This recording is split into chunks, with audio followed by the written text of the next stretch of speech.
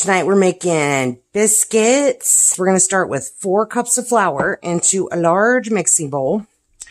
And then we're just going to add 2 cubes of butter or margarine. And these are cold. And then we're going to add, we need to start with we have 1.5 cups of milk. We need to start with this because this takes a minute to settle. And apple cider vinegar. Give that a shake so you get all that good stuff settles down at the bottom. Very health beneficial. 1.5 teaspoons to 1.5 cups of milk.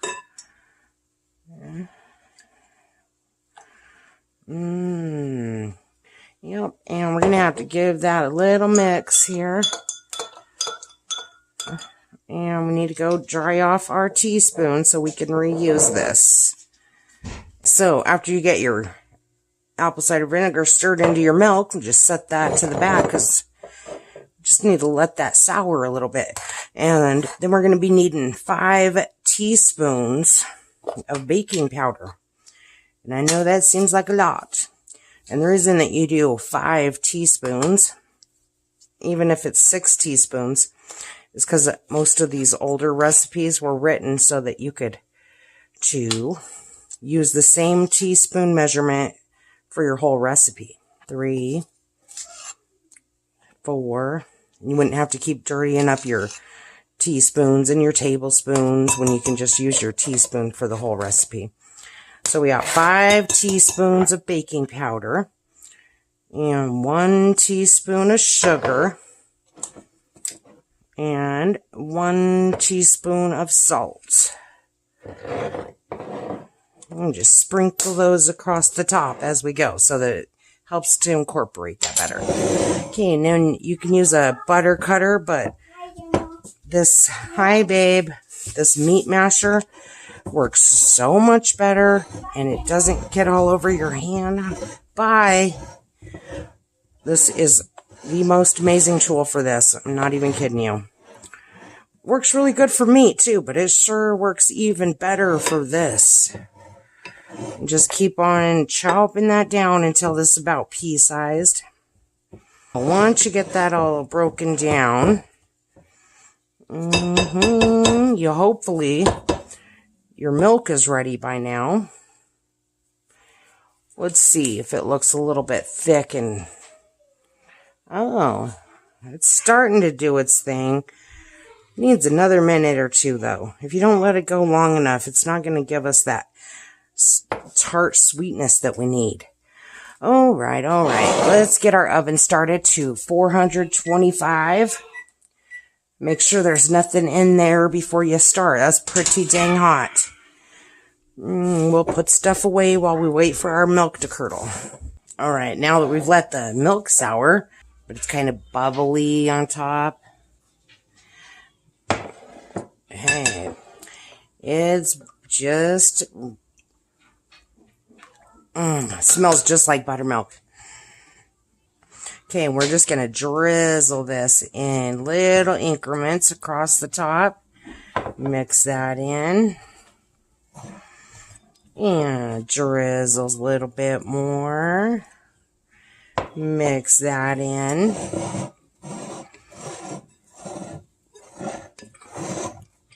And drizzle a little bit more. Mix that in.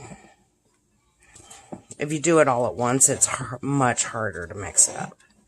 But you can do it all at once. It's not going to hurt nothing. It's just going to be harder to get it to the right consistency when you mix it. Okay.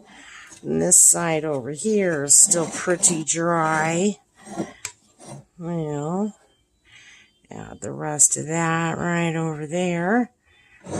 Then mix that in. And I'm just using the back of the spoon to push down and through. And then turn in the bowl about 2 inches at a time. Easy. You're going to get sticky, so don't worry about it. You're going to get some wax paper. Line the countertop with it.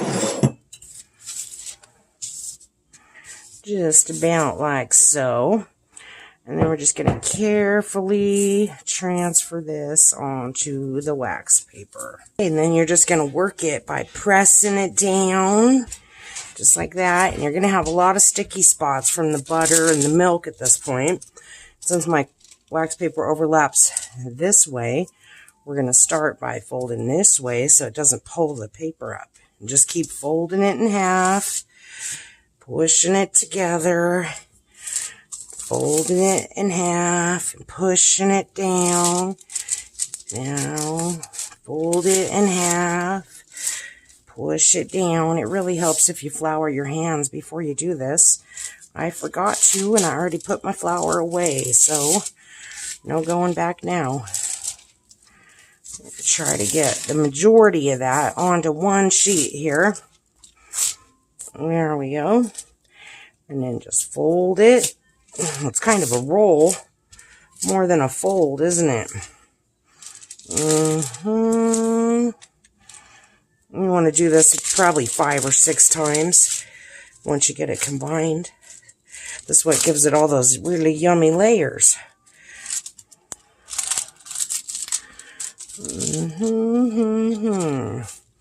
About like that. We'll probably do this one more time, and then we're going to end with it into a rectangle shape, which will help roll it out. Just like that. Ooh, it's so messy. Just like that. And now we're going to fold from the side here, and we're going to try to shape it into a rectangle as we press it, so that it's already the right shape. There we go. Oh, that's such a mess. Okay, so now take this other piece of wax paper here. You need to put that right on top, and I'm going to wash my hands before I start. Okay, and then after you get your hands cleaned up, we're just going to press it down, and then just start from the center and work your way down. Don't want it to pop out of the sides of your wax paper. Pretty simple. I'm going to take this top layer off. We are done with this, nice and slowly. You can use a butter cutter or a biscuit cutter for this, but if you use a glass, one that's convex like this, the air pressure will help pop it back out, and it's a lot easier than using that biscuit cutter. You'll hear the air try to escape after it gets down there, and it just shoves it right back out. My kitchen's getting awfully hot with the oven going at 425. It's starting to melt the butter in my biscuits already. Then set that over here. And then just plop those right onto your... It does not need to be a greased cookie sheet, because there's so much butter in these, they won't stick. And you just want them just a tiny bit apart so they're not touching.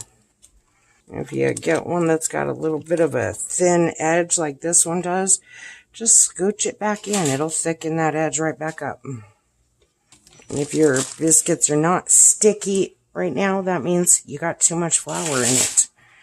Okay, we got room for 2 more, but I think if we scoot these all down, ooh, we're getting pretty hot close to that oven vent too. Scoot these all down. We could fit a couple more.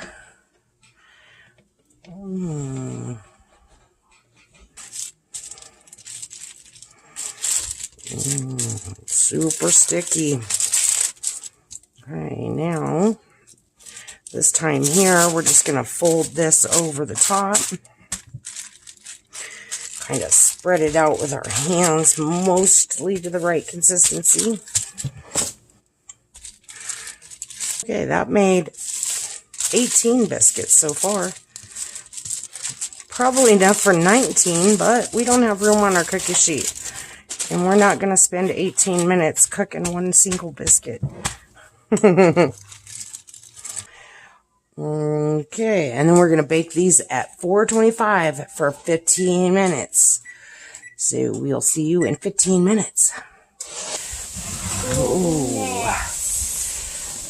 yes. I think we still need another few minutes. They're still just not really browned enough. If you tap them on the top, you can tell if they're done because they'll be hollow. Yeah, let's do another 2 minutes. I like crispy biscuits. All right, we cooked these biscuits for 19 minutes, and then we left them in the oven on accident for a minute longer. They're so pretty golden brown, and you can tell when they're done because they'll be kind of hollow. Look at all those flaky layers.